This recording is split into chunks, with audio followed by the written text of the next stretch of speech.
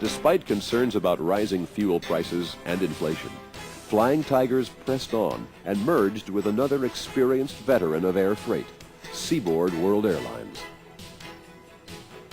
Official as of October 1st, 1980, the merger marked a new era in the air freight industry.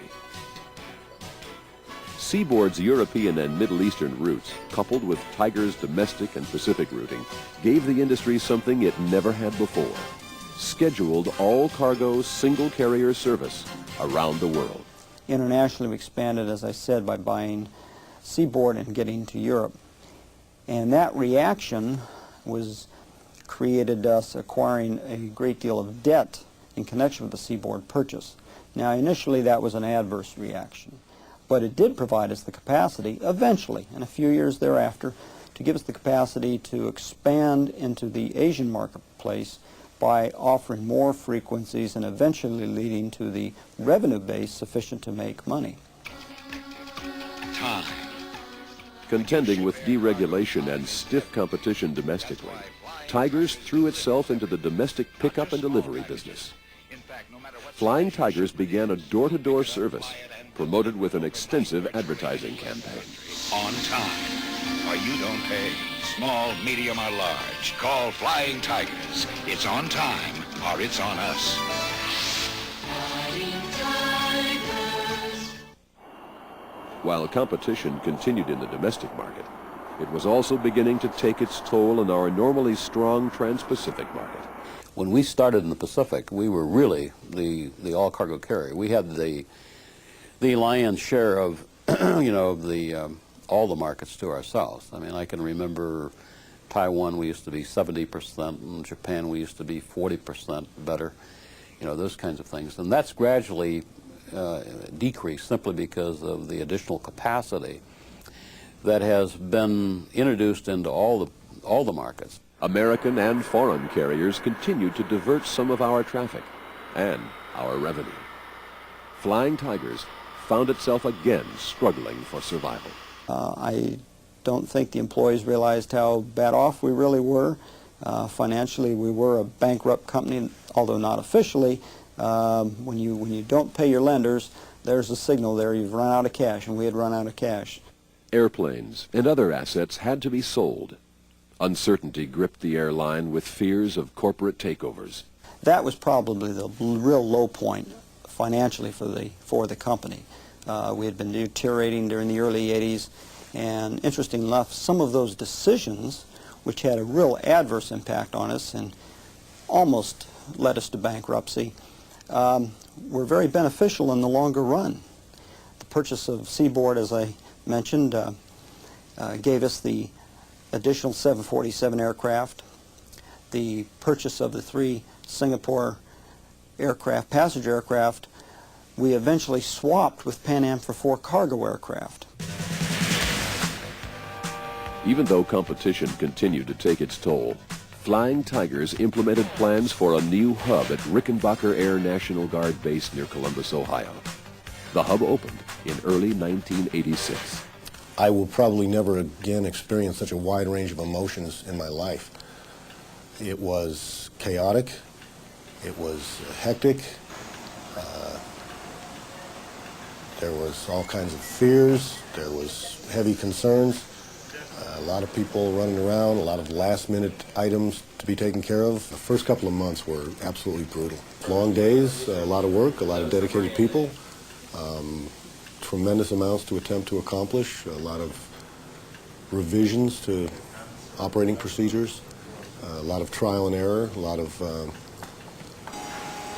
just trying different things, a lot of innovation. Anything we could do to refine the system, make it work a little better, save a few minutes here, a few seconds there, a little bit of labor somewhere else. All in all, the entire project for startup really one phenomenal cooperative venture on behalf of Flying Tiger people everywhere. Nearly 500 people assembled at this 196,000 square foot state-of-the-art cargo facility every night to sort the world's air freight. By its second anniversary, the hub had serviced approximately 10,000 flight operations and 300 million pounds of domestic and international air freight. Although the hub proved to be successful, Flying Tigers still was not making the profits needed to survive. So it was necessary to do something about our basic cost structure. Over the years, we had done most everything we could to reduce our costs in terms of furloughs, elimination of certain job positions, cost containment in every aspect of the company.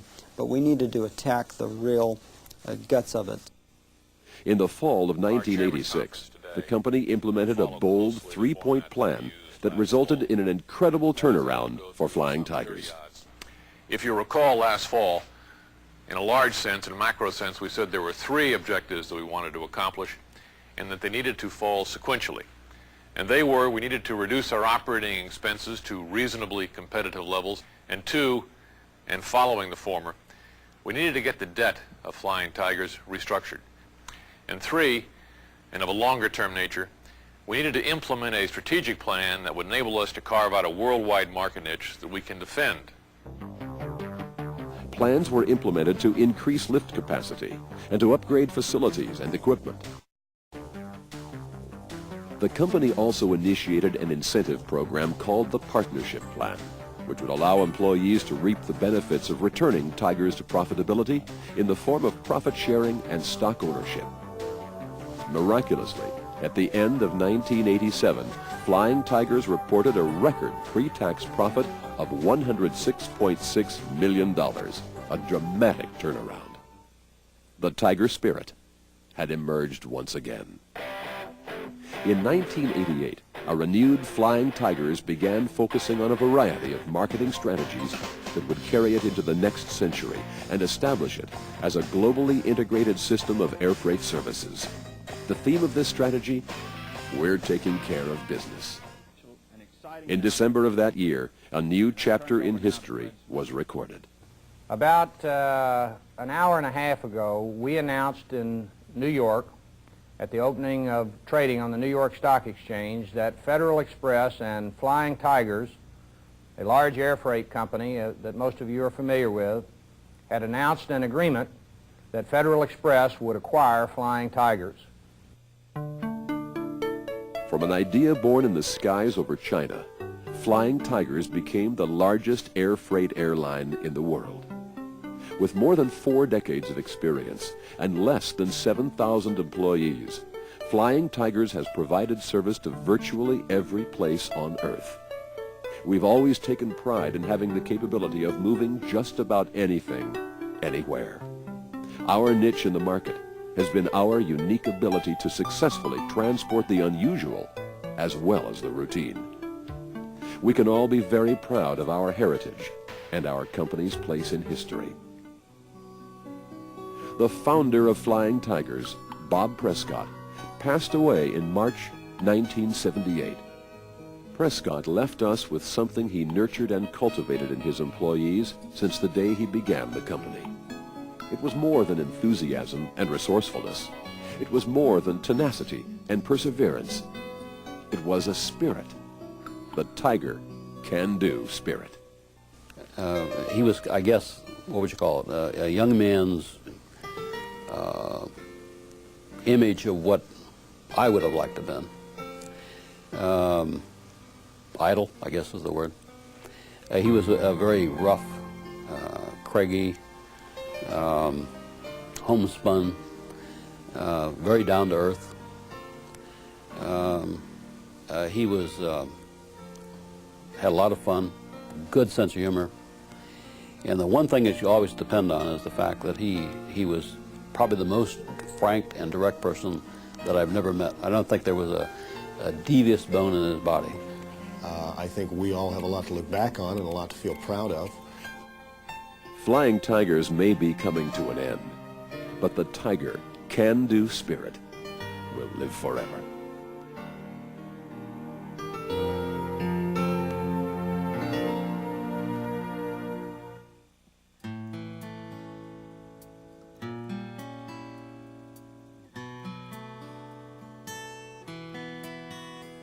Blame it all on my roots, I showed up in boots and ruined your black tie affair.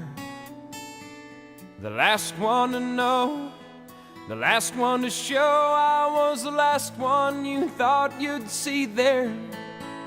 And I saw the surprise and the fear in his eyes when I took his glass of champagne.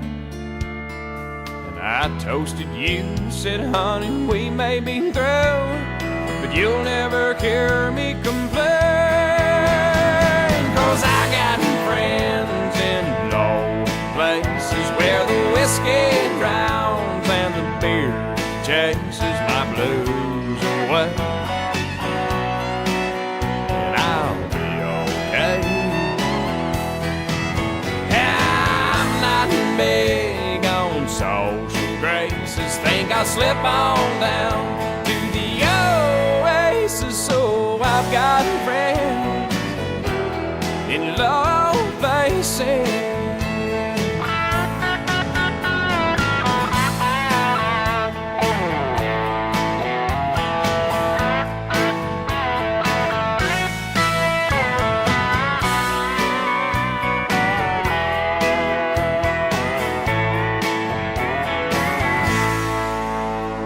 Well, I guess I was wrong, I just don't belong. But then I've been there before. Everything's alright, I'll just say goodnight and I'll show myself to the door. Hey, I didn't mean to cause a big scene. Just give me an hour and then we'll all be as high as that ivory tower that you're living in. 'Cause I got friends in low places where the whiskey drowns and the beer chases my blues away. And I'll be okay. Yeah, I'm not big on social graces. Think I'll slip on